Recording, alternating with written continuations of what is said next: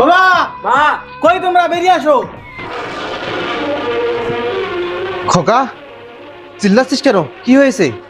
ছি বাবা ছি, তোমার কাছে আমি এটা আশা করিনি। আরে কি হয়েছে, খুলে বল আমাকে। এমন ভান করছো মনে হয় কিছুই জানো না, কিছুই করনি। তোমাদের মতো বাবা মাকে আমার বাবা মার এতে ঘৃণা করে। এনামুল! চিৎকার করো না বাবা, তুমি কি অস্বীকার করতে পারবে তুমি বাইকে করে মাকে ঘুরতে নিয়ে যাওনি? তুমি কি অস্বীকার করতে পারবে তুমি 1 লিটার তেল এনে ঘরে লুকিয়ে রাখোনি? বাহ বাহ বাহ, যে পরিবারে দুইটা দামড়া ছেলে তেলের অভাবে ঘুরতে পারে না, অসহায় হয়ে পড়ে থাকে। আর তাদেরই বাবা তেল লুকিয়ে রেখে স্ত্রীকে নিয়ে ঘুরতে যায়। আসলে তোমরা মা বাবা নামে কলঙ্ক। বাহ খোকা বাহ, আজকে এই দিন দেখবো বলে তোদের স্নেহ মায়া মমতা দিয়ে ভালোবেসে বুকে আগলে রেখে বড় করেছি। ওরে, আজ কত বছর হয় তেলের অভাবে তোর মাকে নিয়ে বাইকে ঘুরতে পারি নেই। তোর মাকে খুশি রাখতে ঘুরতে নিয়ে যাও যদি আমার অপরাধ হয় তাহলে শাস্তি দে।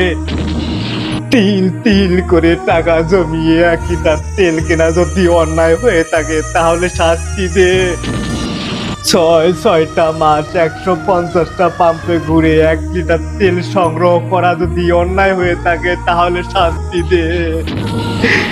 1 লিটার তেলের 1/2 লিটার তেল তোদের জন্য রাখাটা যদি অন্যায় হয়ে থাকে তাহলে শাস্তি দে খোকা, শাস্তি দে।